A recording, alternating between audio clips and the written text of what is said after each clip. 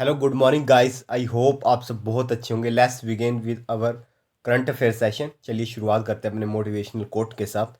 Learning is not child's play, we can not learn without pain. ठीक है, तो learning करने के लिए हमें पेन सहना ही पड़ता है। ओवरऑल ये कोट कहने की कोशिश कर रहा है। चलिए अब बढ़ते हैं आगे।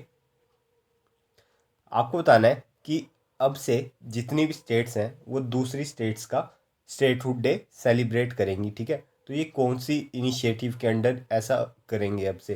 तो ये एक भारत श्रेष्ठ भारत के अंडर अब से जितनी भी स्टेट्स हैं, ठीक है, उन्हें दूसरी स्टेट्स का भी स्टेटहुड डे प्रमोट करना पड़ेगा या सेलिब्रेट करना पड़ेगा। ठीक है, गवर्नमेंट ने ये डिसाइड किया है, ठीक है, कि all the states shall celebrate not only their own statehood day but also the statehood day of other state in order to promote Ek Bharat श्रेष्ठ भारत। बस इतनी चीज़ ध्यान रखनी है। और आपको पता ही है कि अभी गुजरात और महाराष्ट्र का स्टेटहुड डे था, हमने कल डिस्कस भी किया था 1 मई 2023 को। ठीक है,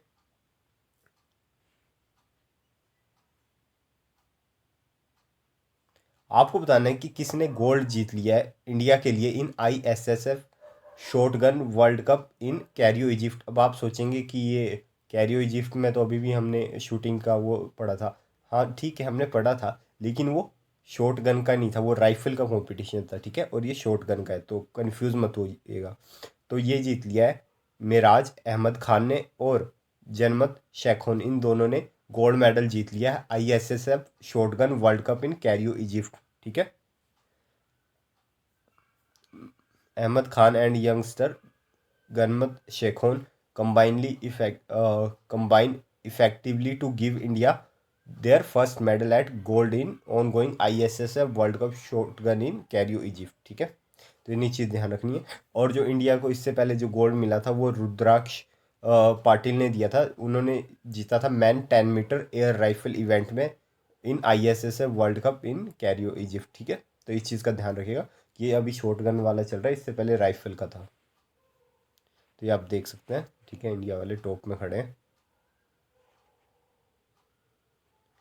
आपको बताना है कि इंडिया ने साइन करा है MOU कौन सी कंट्री के साथ कि वो industrial research and development cooperation में मतलब साथ काम करेंगे। तो ये इंडिया और इसराइल ने MOU साइन करा है, industrial research and development cooperation में एक साथ काम करेंगे। ठीक है, इतनी चीज़ आपको ध्यान रखनी है।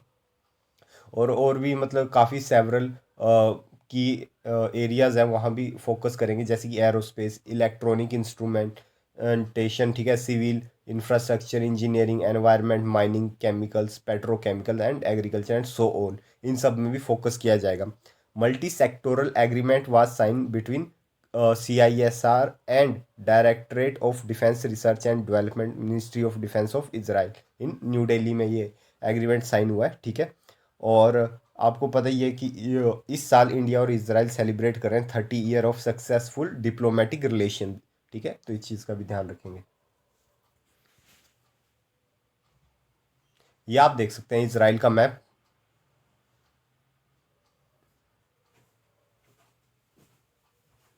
DRDO और कौन सी इंडियन आर्म फोर्स ने कंडक्ट किया है successful test trial of air droppable container 150 in Goa?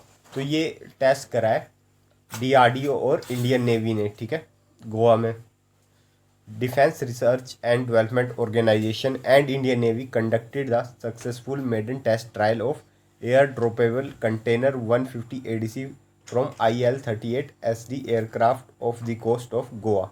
ठीक है, तो गोवा की कोस्ट में इंडिया DRDO और इंडियन नेवी ने ये सक्सेसफुल टेस्ट किया है। ये एयर ड्रॉपेबल कंटेनर होता है। इसे क्या होता है कि आप कुछ भी जो आप मतलब कोई भी इक्विपमेंट या कुछ भी चीज़ है ना, आप मतलब भेजना चाहते हो कहीं भी, तो क्या होता है कि आप एरोप्लेन की हेल्प से, ठीक है, अपने उसे वहाँ पे कहीं भी ड्रॉप कर देंगे और वो चीज़ बाद में फिर वहाँ सेफली निकाल ली जाती है वहाँ से, उस कंटेनर से। ठीक है, तो इस चीज़ का काफ़ी बेनिफिट मिलता है। Ministry of defence said that ADC 150 is a indigenous, और ये हमने खुद ही डिज़ाइन किया रहा है और डेवलप कर रहा है। ठीक है, एयर ड्रॉपेबल कंटेनर। ये 150 इसका नाम क्यों रखा है? क्योंकि 150 kg का ये पेलोड कैपेसिटी है इसकी। ठीक है, तो इतनी चीज़ आपको ध्यान रखनी है। और ट्रायल कंडक्ट किया गया था enhance the naval operation logistic capability को भी बढ़ाएगा। ठीक है, by providing quick response to meet the requirement of critical engineering store to ship which are deploy more than 2000 kilometre from the. ये इसलिए भी काफ़ी हेल्पफुल है कि कोई शिप है, ठीक है, उसे कुछ नीड है बहुत ज़्यादा, ठीक है, तो इमिडिएटली अगर कोई शिप बहुत दूर है तो ये चीज़ हेल्प करेगी कि आप डायरेक्ट वहाँ पे ऐसे पे लोड ले जाइए और उसे वहाँ पे ड्रॉप कर दीजिए, और इससे टाइम भी बचेगा काफ़ी ज़्यादा, है ना।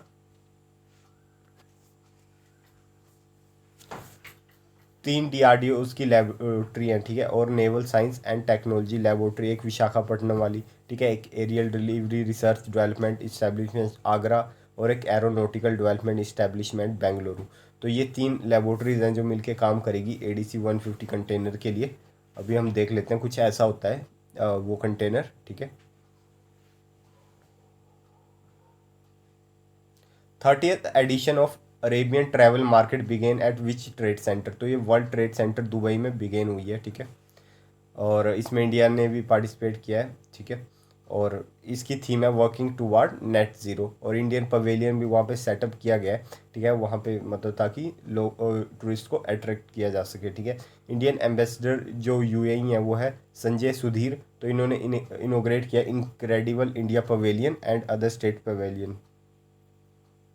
अगर हम RBI की डाटा की बात माने तो उसके अकॉर्डिंग इंडियन नेशनल ने स्पेंड किए थे लास्ट ईयर $10 बिलियन सिर्फ ओवरसी ट्रैवल्स में, ठीक है, ट्रैवलिंग में ही $10 बिलियन स्पेंड कर दिए थे, वो भी फर्स्ट 9 मंथ ऑफ 2022। सिर्फ पहले 9 महीने में $10 बिलियन इंडियन सिटीजन खर्च कर चुके हैं ट्रैवलिंग में। तो ट्रैवलिंग अपने आप में बहुत बड़ी टूरिज्म, बहुत बड़ी इंडस्ट्री है अपने आप में, ठीक है, और ये 43% ज़्यादा है कोविड से पहले के डाटा के हिसाब से, ठीक है। और COP28 भी होस्ट करने वाला है इस बार दुबई, ठीक है, नवंबर 2023 में, तो ये पॉइंट भी ध्यान रखिएगा। आपको बताना है कि वो कौन सी कंट्री की हाई कमीशन है इंडिया में जिन्होंने अनाउंस कर दिया है कि वो इट्स उनकी गवर्नमेंट ग्रांट है फॉर प्रोजेक्ट इन कारगिल। तो उनकी गवर्नमेंट ग्रांट कर रही है, ठीक है, प्रोजेक्ट इन कारगिल। तो ये है ऑस्ट्रेलियन हाई कमीशन, ठीक है। ये पहली बार है हिस्ट्री में, हिस्ट्री ऑफ लद्दाख की, जब Australian high commission in India has announce the government grant for a project in Kargil, ठीक है। तो आपको पता है कारगिल आपका लद्दाख में पड़ता है, तो वह उसे वहाँ पे प्रोजेक्ट को फंड कर रहा है ऑस्ट्रेलिया, ठीक है।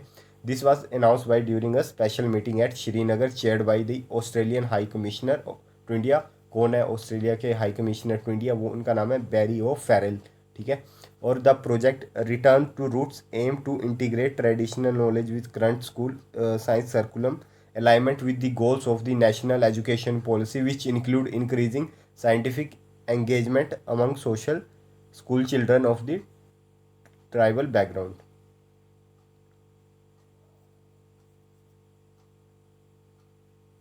7th question, national Congress Party के प्रेसिडेंट, ठीक है, उन्होंने हाल ही में स्टेप डाउन कर लिया अपनी पार्टी की पोस्ट से, ठीक है। तो आपको बताना है कि नेशनल कांग्रेस पार्टी के प्रेसिडेंट कौन थे। तो वो थे शरद पवार, ठीक है। यहाँ पे कांग्रेस पार्टी की बात नहीं हो रही है, नेशनलिस्ट कांग्रेस पार्टी की बात हो रही है, तो कंफ्यूज मत कीजिएगा। नेशनलिस्ट कांग्रेस पार्टी के प्रेसिडेंट थे शरद पवार, ठीक है। और he was speaking at the launch of new edition of his, इन्होंने अपनी ऑटोबायोग्राफी लॉन्च करी लोक माजे संगति, ठीक है। और ये 1999 से जब NCP बनी थी नेशनलिस्ट कांग्रेस पार्टी, तब से ये इसके प्रेसिडेंट थे, ठीक है। IMF की रिपोर्ट की माने तो आपको बताना है वो कौन सी 2 कंट्रीज है जो एक्सपेक्टेड है कि कंट्रीब्यूट करेगी nearly half of the global growth this year. अगर वर्ल्ड की ग्रोथ 100% है तो इन दोनों कंट्रीज़ की ग्रोथ मिला के 50% होगा और बाकी वर्ल्ड एक साइड होगा। तो इस बार जो ग्रोथ होने वाली है वो आप देखेंगे इंडिया और चाइना में, ठीक है। तो एक पॉजिटिव साइन है कि इंडिया की ग्रोथ इस बार काफ़ी ज़्यादा होगी और चाइना की, ठीक है। इंटरनेशनल मॉनेटरी फंड का ये कहना है कि growth in the dynamic Asia Pacific region largely led by India and China is projected to increase 4.6% this year from that of 3.8% recorded in 2022। The regional economic outlook Asia and Pacific report जो release करी गई है, ठीक है, उसमें बताया गया है कि the region would contribute about 70% of the global growth. जो एशियन रीजन है यहाँ इस 70% कॉन्ट्रीब्यूट करेगा और उसमें 50% इंडिया चाइना की कॉन्ट्रीब्यूशन रहेगी। इंडिया ने हैंड ओवर कराया fast patrol vessel ship and landing craft which country. तो Indian defence minister Shri Rajnath Singh हाल ही में मालदीव्स के दौरे में थे, तो वहाँ पे उन्होंने मालदीव्स में जाके ये मालदीव्स को हैंड ओवर करी है ये fast patrol vessel and landing craft, ठीक है, एज ए गिफ्ट, ठीक है, एज अ गुड जेस्चर, ठीक है। तो मिस्टर राजनाथ सिंह जी ने गिफ्ट करी है 1 fast patrol vessel ship and landing craft assault ship to the Maldives national defence forces, ठीक है, इतनी बात आपको ध्यान रखनी है। और ये इसे मतलब कमीशन किया जाएगा MNDF कोस्ट गार्ड शिप, ठीक है, उसमें इसे कमीशन किया जाएगा इन शिप्स को, ठीक है। रक्षा मंत्री Rajnath Singh reach Maldives on May 1 and he was receive by Maldives के डिफेंस मिनिस्टर कौन है, मारिया दीदी, ये वहाँ की डिफेंस मिनिस्टर है, ठीक है।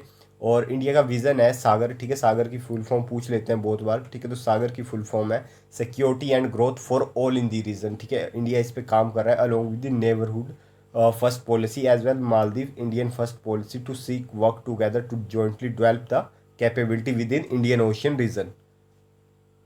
अगर हम मालदीव्स की बात कर लें तो कैपिटल है इसकी मेल, ठीक है। एरिया की बात करें तो कोई बहुत बड़ी कंट्री नहीं है, 297.8 किलोमीटर के एरिया में फैली हुई है। करेंसी की बात करें तो वो है मालदीवियन रुपया, ठीक है। रुपया जैसे हमारे यहाँ रुपया चलता है वहाँ रुपया चलता है, ठीक है। पॉपुलेशन भी कुछ ज़्यादा नहीं है, ठीक है, आप देख सकते हैं अराउंड 6 लाख के आसपास है। कॉन्टिनेंट की बात करें तो एशियन कॉन्टिनेंट में पड़ता है। और लैंग्वेजेस की बात करें तो वहाँ पे इंग्लिश बोली जाती है और देवी बोली जाती है, ठीक है। प्रेसिडेंट की बात करें तो वहाँ के प्रेसिडेंट का नाम है इब्राहिम मोहम्मद सोले, ठीक है। और मालदीव ऑफिशियली जैसे इंडिया को रिपब्लिक ऑफ इंडिया कहा जाता है उसे रिपब्लिक ऑफ मालदीव्स कहा जाता है। और ये आर्कीपेलाजिक स्टेट है in the South Asia situated in Indian Ocean में इसकी लोकेशन है। चलिए हम इसे एक बार मैप में भी देख लेते हैं। ये इंडियन डिफेंस मिनिस्टर और मालदीवन डिफेंस मिनिस्टर, और ये देख सकते हैं मालदीव आप, ठीक है, इंडियन ओशियन में पड़ता है, ठीक है। एक बार बड़े मैप में भी आप देख लीजिए, तो ये है मालदीव्स, ठीक है, इंडियन ओशियन में इसकी लोकेशन है। आपको बताना है कि किसने प्रेजेंट किया AN-32 spares to commanders of Sri Lankan for operationalisation of aircraft. तो AN-32 के जो स्पेयर्स पार्ट्स हैं, ठीक है, कुछ भी, तो वो किसने प्रेजेंट करे श्रीलंका के कमांडर को ताकि वो मतलब ऑपरेशनलाइज कर सके उन्हें अपने एयरक्राफ्ट में। तो ये प्रेजेंट करें इंडियन एयरफोर्स के चीफ VR चौधरी ने, ठीक है। Chief of air staff air marshal VR Chaudhari present AN-32 spare to commander of Sri Lankan air forces for operationalisation of aircraft held by Sri Lanka. तो चीफ ऑफ एयर स्टाफ भी ऑफ इंडिया, ठीक है, हाल ही में श्रीलंका के दौरे पे हैं, तो उन्होंने उस वहाँ पे ये प्रेजेंट करे थे AN-32 के स्पेयर्स, ठीक है।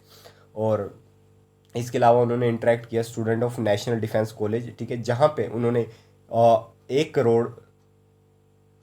Crore Lankan rupees as a gift from government. तो वहाँ पे उन्होंने बुक्स प्रेजेंट करी है वर्थ 1 करोड़ रुपीज़, ठीक है, as a gift from the government of India. तो भारत सरकार ने मतलब 1 करोड़ से ज़्यादा की बुक्स गिफ्ट भी करी है वहाँ पे, ठीक है। और Indian air chief marshal Sri Lanka के प्रेसिडेंट से मिले रनिल विक्रमसिंघे से, ठीक है। और मिस्टर चौधरी ले दे फाउंडेशन स्टोन, इन्होंने फाउंडेशन स्टोन रखा किस चीज़ का, India Sri Lanka friendship auditorium at the Sri Lankan air force academy, ठीक है, जो कि आपकी तिरुकोमल में, ठीक है, which is being built with the grant of LKR line of credit 250 million from the government of India, ठीक है। ये देख सकते हैं आप श्रीलंका मैप में।